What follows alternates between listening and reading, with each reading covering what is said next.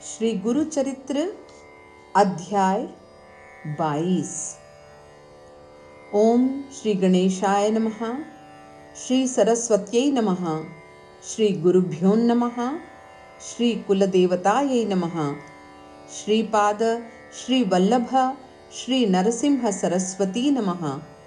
दत्तात्रेय गुरुभ्यो नमः। नामधारक ने सिद्ध मुनि से कहा, हे स्वामिन, मैं गुरु चरित्र का जितना श्रवण करता जा रहा हूँ, मेरी कथाओं के श्रवण की भूख भी बढ़ती जा रही है। यह मेरा सौभाग्य है कि मैं आप जैसे महामुनि के संपर्क में आया हूँ, जो कि मेरी गुरु चरित्र के श्रवण की अतृप्त प्यास से भी थकते नहीं हैं। सिद्ध मुनि ने उत्तर देते हुए कहा, नामधारक, तुम कहाँ तक श्री गुरु, जो कि परमात्मा है और सत्यचित आनंद स्वरूप है, कि दिव्य लीलाओं के अमृत का पान करोगे? और कौन उनकी अथाह और असंख्य लीलाओं का वर्णन कर सकता है? इस विशाल अंतरिक्ष में बहुत से जीव, छोटे से पतंगे से लेकर बड़े बड़े पक्षी तक उड़ते हैं, परंतु हर कोई अपनी क्षमता के अनुसार उसके कुछ ही भाग में उड़ सकता है, अर्थात पूरे अंतरिक्ष को कोई नहीं नाप सकता। इसी प्रकार मैं भी अपनी क्षमता के अनुसार ही श्री गुरु की दिव्य लीलाओं का वर्णन करूंगा। श्री नरसिंह सरस्वती बहुत ही दयालु और स्नेही या वात्सल्य भाव के हैं, और जिसका उनके प्रति जैसा भाव होता है, उसको वे वैसा ही अनुभव देते हैं। प्रभु मौलिक रूप से निराकार और शुद्ध सत्व प्रकृति के हैं, जो सभी इच्छाओं से परे हैं और अजन्मे हैं। फिर भी वह बुद्धि को अपने एक लक्षण के रूप में प्रकटीकरण करके इस सृष्टि के आत्मन बन गए। यद्यपि वह सर्वत्र और सर्वव्यापक हैं, फिर भी उन्होंने भगवान ब्रह्मा के रूप में सत्यलोक, भगवान विष्णु के रूप में वैकुंठ में और भगवान माहेश्वर के रूप में कैलाश पर प्रकटीकरण किया, ताकि ऋषि मुनि और संत महात्मा उनके दर्शन से अभिमंत्रित हो सके। जैसे कि पृथ्वी पर बहुत सी पुण्यवान आत्माएं हैं, जो कि केवल उनकी शरण में ही हैं, उन्हें उन आत्माओं के लिए प्रकटीकरण करने की इच्छा हुई। इस उद्देश्य से वे हर युग में पृथ्वी पर अपने भक्तों के उद्धार के लिए अवतरित होते रहते हैं। अपनी वाणी से भला कौन ईश्वर का अपने भक्तों के प्रति असीमित प्रेम का बखान कर सकता है? यद्यपि अपनी मनोवृत्ति से वह अपने आप में ही पूर्ण और संपन्न है, फिर भी अपने मानवीय अवतार में वे भक्तों के घर जाकर भिक्षा मांगते हैं। यह सभी दैविक लीलाएं उनका अपने भक्तों के प्रति प्रेम दर्शाती है। वे जो अन्य युगों में कठिन तपस्या से भी प्राप्त नहीं हो सकते, इस कलयुग में वे हमारे केवल उनके प्रेम भरे हृदय से किए गए विचार के प्रति अनुक्रिया दिखाते हैं। इसलिए यह हमारा सौभाग्य है कि हम कलयुग में रहते हैं। प्रभु, जो कि भक्तों का दास है, भीख का कटोरा लिए सन्यासी की भांति यहाँ घूमते हैं। एक बार दीपावली के पूर्व कुछ भक्त 7 भिन्न भिन्न गांवों से श्री गुरु के दर्शनों के लिए आए। उन सभी की यह इच्छा थी कि दीपावली के पावन पर्व पर श्री गुरु उनके घर पधारें। इसी उद्देश्य से हर गांव के भक्त ने बारी बारी श्री गुरु से अनुरोध किया, कृपया आप हमारे घर दीपावली को पधारें और कम से कम 5 दिनों तक हमारे साथ रहकर हम पर कृपा करें। श्री गुरु ने उत्तर देते हुए कहा, तुम 7 हो और मैं 1 हूँ। मैं एक ही दिन दीपावली के पर्व पर 7 स्थानों पर एक साथ कैसे जाऊं? मैं एक एक दिन के लिए तुम सबके घर आ सकता हूँ। अगर इस बात से तुम सब सहमत हो तो अच्छा होगा। परंतु अगले ही क्षण श्री गुरु ने यह भी कह दिया कि मैं तो भक्तों का दास हूँ, उनके अधीन हूँ। जो मुझे ले जाएगा मैं उसी के साथ चल दूंगा। श्री गुरु को साथ कौन लेकर जाएगा, इसी बात को लेकर भक्तों में बहुत वाद विवाद हुआ और झगड़े होने लगे। एक भक्त ने विनती की, स्वामी, मैं दूसरे भक्तों की भांति धनी नहीं हूँ, कृपया इसी आधार पर मेरा निमंत्रण न ठुकराइए।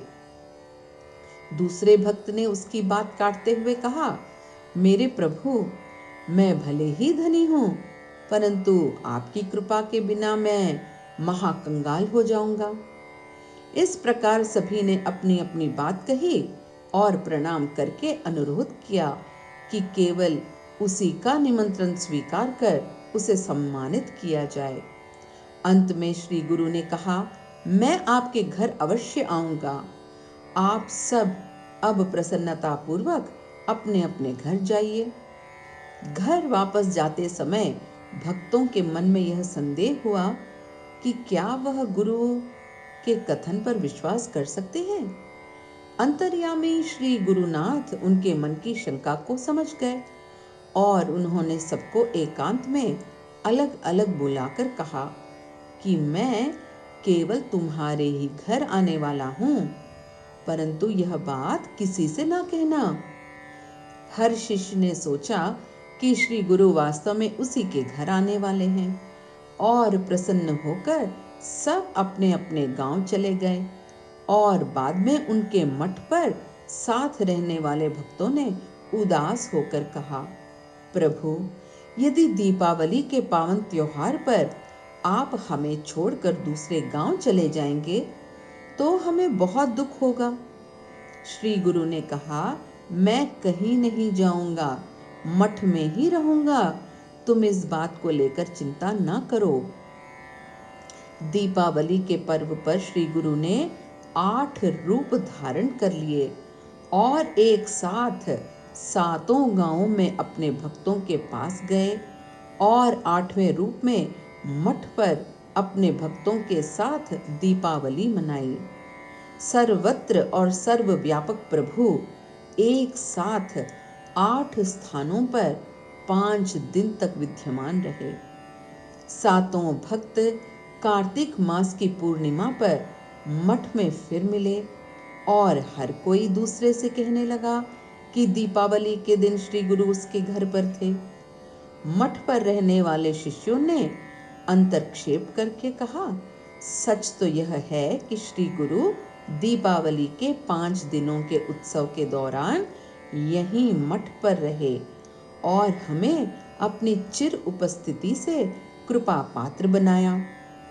इसके बाद सभी एक दूसरे पर झूठे होने का आरोप लगाने लगे।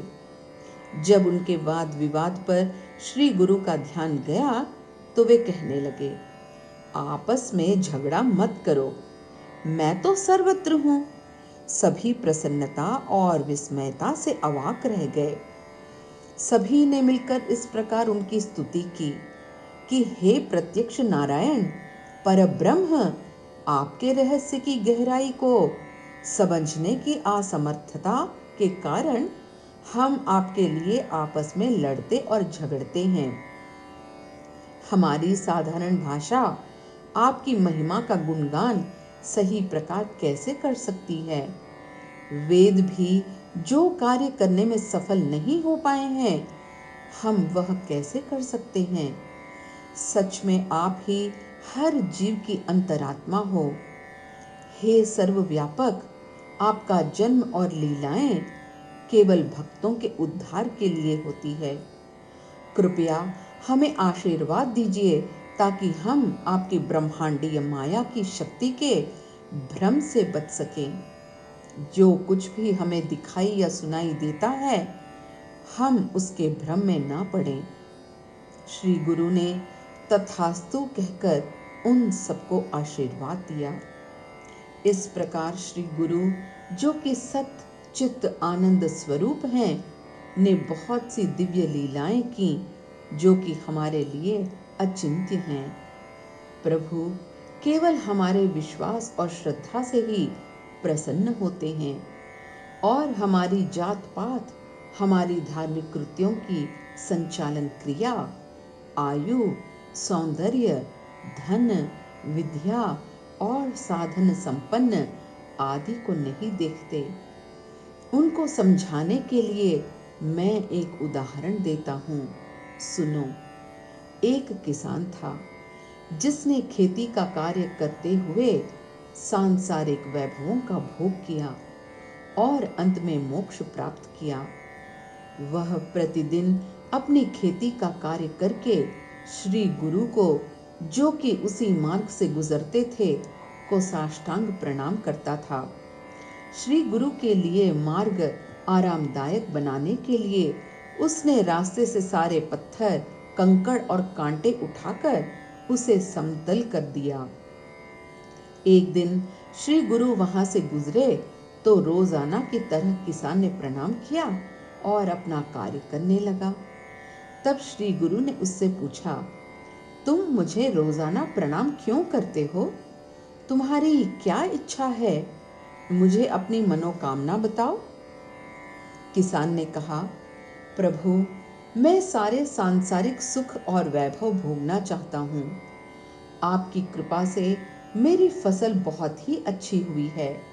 मैं एक शूद्र हूँ, परंतु फिर भी आपका भक्त हूँ। मुझे शूद्र समझकर मेरी उपेक्षा मत कीजिए। श्री नरसिंह सरस्वती ने देखा कि पूरा खेत अच्छी फसल से भरा पड़ा है, परंतु फसल कटाई के योग्य अभी नहीं हुई थी। श्री गुरु ने किसान से कहा, वत्स, यदि तुम्हें मुझ पर विश्वास है तो मेरे संगम से लौटने तक सारी फसल काट दो। जैसे ही श्री गुरु संगम की ओर गए, किसान जमींदार के पास गया और उसे कहने लगा कि लगान पर गत वर्ष की तरह उसे वह खेत दे दे। गत वर्ष जितनी ज्वार उसने दी थी, इस वर्ष भी उतनी ही फसल वह उसे दे देगा। जमींदार ने कहा, परंतु अभी तो फसल कटाई का समय नहीं है। इस तरह उसने फसल निश्चित करने से साफ इनकार किया। तब किसान ने कहा, हुजूर, मैं आपको गत वर्ष से दुगनी ज्वार दूंगा। किसान के बहुत जोर देने पर जमींदार मान गया और किसान ने दस्तावेज जमींदार के साथ लगान को निश्चित कर लिया। उसके तुरंत बाद ही किसान ने श्रमिकों को बुलाया और ज्वार की कटाई शुरू कर दी। किसान की पत्नी को जब यह बात मालूम हुआ कि उसके पति ने अभी सही वक्त से पहले ही फसल की कटाई शुरू कर दी है, तो वह स्तब्ध हो गई और अपने बच्चे को लेकर दौड़ती हुई खेत पर पहुंची और किसान को फसल काटने से रोकने लगी। किसान क्रोधित होकर सबको डांटने लगा और उसने अपना कार्य जारी रखा। वास्तव में सच्ची श्रद्धा और विश्वास से ऐसा ही होता है। ईश्वर के प्रेम में भरत ने अपनी माता के प्रति अपने मोह का त्याग किया था। भक्त प्रहलाद ने अपने पिता का त्याग किया और विभीषण ने अपने भाई को छोड़ दिया था। किसान की पत्नी दौड़कर जमींदार के पास गई और कहने लगी, हुजूर, एक सन्यासी के कहने पर मेरे पति मूर्खता से उसका कहना मानते हुए फसल पकने से पहले ही उसे काट रहे हैं। कृपया उसे रोकिए। जमींदार ने एक आदमी को किसान के पास भेजा और अनुरोध किया कि वह अपनी मूर्ख योजना छोड़ दे, परंतु किसान अपनी बात पर अटल रहा और उसने कहा, आप लोग डरा धमका कर मेरा कार्य रोक नहीं सकते, क्योंकि मेरे पास लिखित दस्तावेज का इकरारनामा है। संदेशवाहक वापस जमींदार के पास लौट आया। जमींदार ने निस्सहाय होकर उसकी पत्नी से कहा, मैं अपने ही वचन से कैसे फिर जाऊं? मैं अब उसे आदेश नहीं दे सकता, क्योंकि मैंने दस्तावेज पर हस्ताक्षर कर दिए हैं। अब वह भी धनी हो गया है। पत्नी रोती हुई फिर पति के पास आई, परंतु वह टस से मस न हुआ और अपना कार्य पूर्ण करके शांत चित्त से श्री गुरु के संगम से लौटने की प्रतीक्षा करने लगा। कुछ ही समय में श्री गुरु संगम से वापस लौटे और किसान के खेत की ओर देखकर उससे पूछा कि उसने ऐसा विचित्र कार्य क्यों किया। उन्होंने कहा कि तुमने वह कार्य किया है जो कोई स्वप्न में भी नहीं सोच सकता। हाय, मैंने तो तुमसे मजाक में फसल काटने को कहा था, तुम तो वास्तव में ही फसल काट दी। तेरी जीविका का अब क्या होगा? और अब जमींदार का हिस्सा उसे कैसे देगा? तेरा जीवन निर्वाह कैसे होगा? अब तो तेरे पूरे वर्ष की मेहनत बेकार हो गई। तूने व्यर्थ ही पकने से पहले फसल काट दी। बिना व्याकुल हुए किसान ने कहा, मेरे गुरु का प्रत्येक वाक्य मेरे लिए विधान है। वह मेरे लिए कामधेनु के समान है और उनके अतिरिक्त अन्य किसी भी चीज से हमें वैसा फल नहीं मिल सकता। जिसने जन्म देकर पृथ्वी पर भेजा है, वह ही इस जीवन के निर्वाह की चिंता करेगा। फिर श्री गुरु ने कहा, बेशक यदि तुम्हारा विश्वास और ईश्वर के प्रति इतनी गहरी श्रद्धा है तो ऐसा ही होगा। यह कहकर श्री गुरु अपने मठ की ओर चल दिए। केवल श्री गुरु के पावन रूप का ध्यान और चिंतन में खोया हुआ किसान ज्वार बैलगाड़ी में डालकर घर ले आया। कुछ ही दिनों में जैसे ही सूर्य ने मूल नक्षत्र में प्रवेश किया तो बहुत वर्षा हुई और फसल का नष्ट होना स्वाभाविक ही था। दूसरों के खेत में एक भी दाना बाकी नहीं रहा, परंतु इस किसान की फसल के दाम 10 गुना बढ़ गए। कटे हुए पौधे की 11 शाखाएं तैयार होकर उन्हें ज्वार के भुट्टे लगे। पूरे गांव में अकाल था, परंतु इस किसान के खेत में 10 गुना अधिक ज्वार पैदा हुई। हर कोई किसान की पत्नी सहित इस चमत्कार पर अचंभा करने लगा। पत्नी ने आदर से अपने पति के चरण स्पर्श किए और कहा, हे स्वामी, आप श्री गुरु के सच्चे भक्त हैं। मुझे मेरी अज्ञानता के लिए क्षमा कीजिए। किसान प्रसन्नता पूर्वक खेत पर गया और विधि के अनुसार उसकी पूजा की। फिर उसने श्री गुरु को संगम से लौटते हुए देखा और उन्हें आदर पूर्वक प्रणाम किया। किसान ने उन्हें संबोधित करते हुए कहा, हे प्रभु, आपके चरण पारस मणि के समान हैं और आपके शब्द जीवन पुनर्जीवित करने वाली शक्ति है और आपका रूप दिव्य ज्योति की प्रकृति का है। जैसे उल्लू दिन के उजाले को देख नहीं सकता, उसी प्रकार अज्ञानी लोग आपके वास्तविक रूप को महसूस नहीं कर सकते। अपने पिछले पुण्य कर्मों के कारण मैं आपके दिव्य निवास को देख सकूंगा। मैं तो सच में अनुमंचित हो गया हूँ। आप कृपया मुझ पर अपना स्नेह बनाए रखें। श्री गुरु ने कहा, एक दुष्ट व्यक्ति भी यदि एकाग्र चित्त होकर मेरा सुमिरन करे अथवा मेरी सेवा करे तो वह भी पुण्यवान बन सकता है। वह व्यक्ति उसी आनंद स्थिति को प्राप्त कर लेता है जो कि एक श्रद्धालु और पुण्यवान व्यक्ति को प्राप्त होती है। इसलिए तुम्हारे घर में हमेशा लक्ष्मी का अखंड वास होगा और तुम्हारा हृदय भक्ति में लीन रहेगा। इस विषय में तनिक भी शंका नहीं करना। जब श्री गुरु आशीर्वाद देकर चले गए तो किसान ने जमींदार से कहा, मैंने इकरारनामे में जितना अनाज आपको देने का वादा किया था, मैं उससे दुगना अनाज आपको दूंगा, क्योंकि मेरी फसल इस वर्ष दुगनी हुई है। जमींदार ने कहा, नहीं, जितने अनाज का तुमने वादा किया था, मैं उससे एक दाना भी अधिक नहीं लूंगा, क्योंकि तुम्हें जो प्राप्त हुआ है गुरु कृपा से हुआ है और वह तुम्हारा ही है। मुझे केवल मेरा हिस्सा दे दो। किसान ने भी केवल अपना उचित हिस्सा ही लिया और शेष निर्धन लोगों में बांट दिया। श्री गुरु की कृपा से वह बहुत धनी हो गया और गुरु सेवा करता रहा।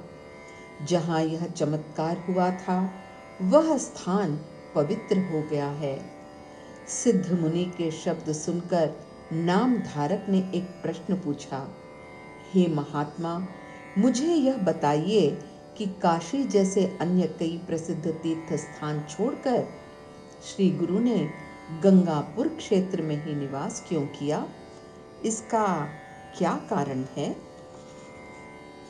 सिद्ध मुनि ने कहा, प्रभु ने यह देखा है कि गंगापुर में सभी तीर्थ स्थान सभी दिशाओं में देवताओं से घिरे हुए हैं, इसीलिए उन्होंने इसे ही अपना निवास स्थान बनाया।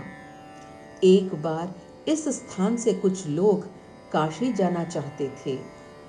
तब श्री गुरु ने उनसे कहा, इस कलयुग में सभी तीर्थ स्थानों की पावनता लोगों की पहुंच से छिप जाती है।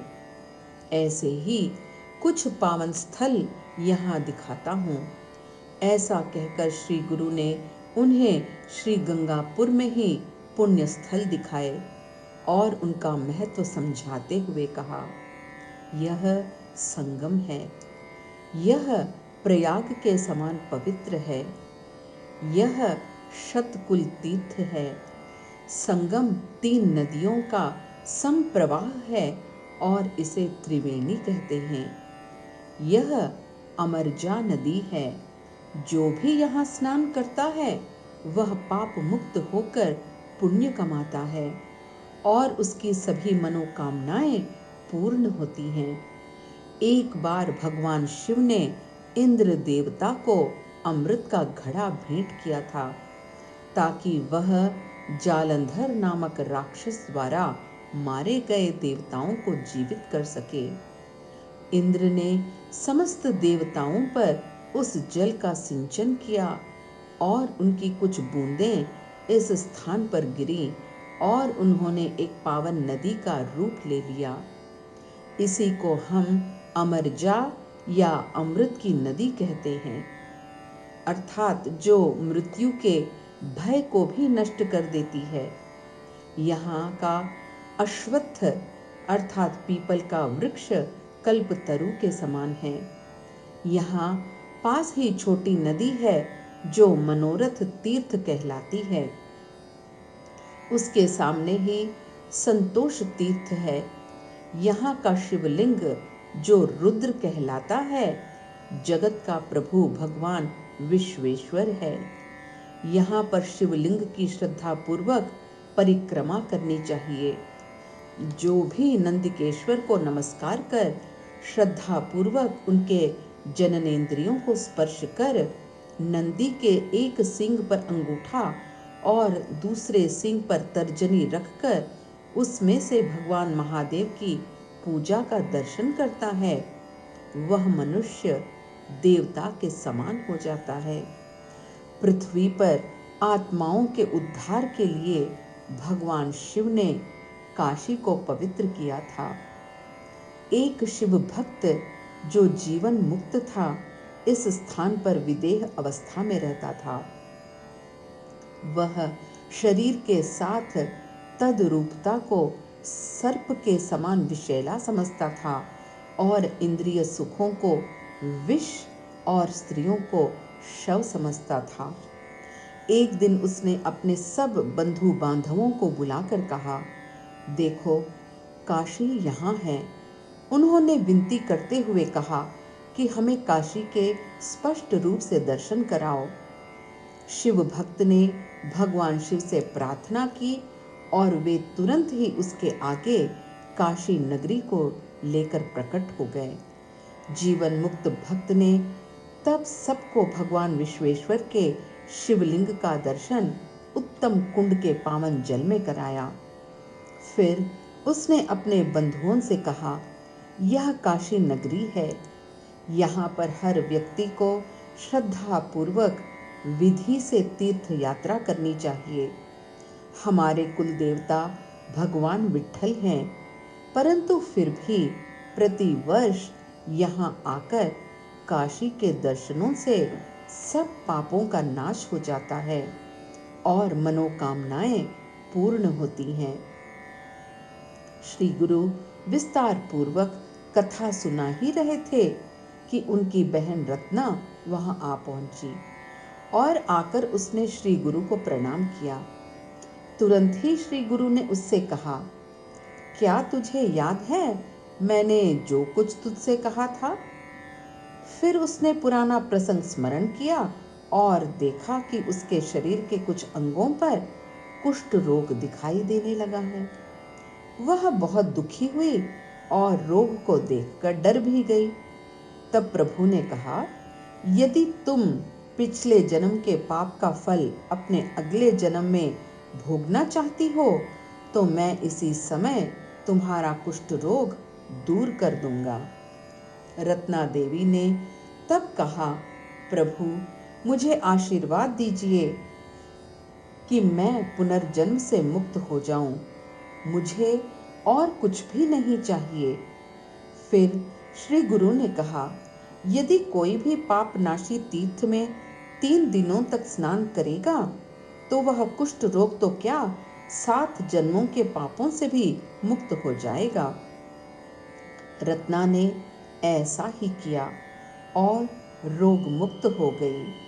फिर श्री गुरु ने अपने भक्तों को कोटि तीर्थ दिखाया और कहा, जो भी शुभ पवित्र दिनों में इसमें स्नान करेगा और श्रद्धापूर्वक जप करेगा और दान देगा तो उसे असीमित पुण्य प्राप्त होंगे। फिर उन्होंने रुद्रपाद तीर्थ दिखाया और कहा कि यहाँ पर विधि पूर्वक किए गए धार्मिक कृत्य उतने ही प्रभावशाली और फलदायक होंगे जितना कि गया तीर्थ है। इसके आगे चक्र तीर्थ है जो कि कृष्णा नदी के अंतिम स्थान पर है और इसका पुण्य द्वारका तीर्थ के समान है। यहाँ स्नान करके केशववाद का पूजन करना चाहिए। इसका पुण्य फल द्वारका से 4 गुना अधिक है। यहाँ पर यदि एक पापी भी स्नान करता है तो पवित्र हो जाता है। इस गंगापुर क्षेत्र के पूर्व दिशा में गोकर्ण है, जहाँ भगवान शिव कालेश्वर के रूप में निवास करते हैं और महाबलेश्वर भी कहलाते हैं। मनमथ तीर्थ तो सागर के समान पावन है। श्रावण मास में भगवान शिव का अभिषेक करके और कार्तिक मास में दीप आराधना करने से सभी मनोकामनाएं पूरी होती हैं और अनंत पुण्य की प्राप्ति होती है। इसके बाद लोगों ने श्री गुरु के अनुदेशन का पालन करना प्रारंभ कर दिया, यह जानते हुए भी कि यह एक परम पवित्र क्षेत्र है। श्री नरसिंह सरस्वती ने यहाँ रहना पसंद किया। वह तो भक्त वत्सल हैं और उनकी मनोकामनाएं पूरी करने वाले हैं। उन्होंने ही एक मुसलमान राजा का आध्यात्मिक रूप से उद्धार किया था। ऐसे पावन परमात्मा हमारे बीच रहते हैं, परंतु अज्ञानी जन साधारण उन्हें पहचान नहीं पाते। जैसे एक जन्म से अंधा व्यक्ति सूर्य को नहीं देख पाता। इति 22वां अध्याय समाप्त। श्री दत्ताय गुरुवे नमः। श्रीपाद श्री वल्लभाय नमः। श्री नरसिंह सरस्वत्यै नमः।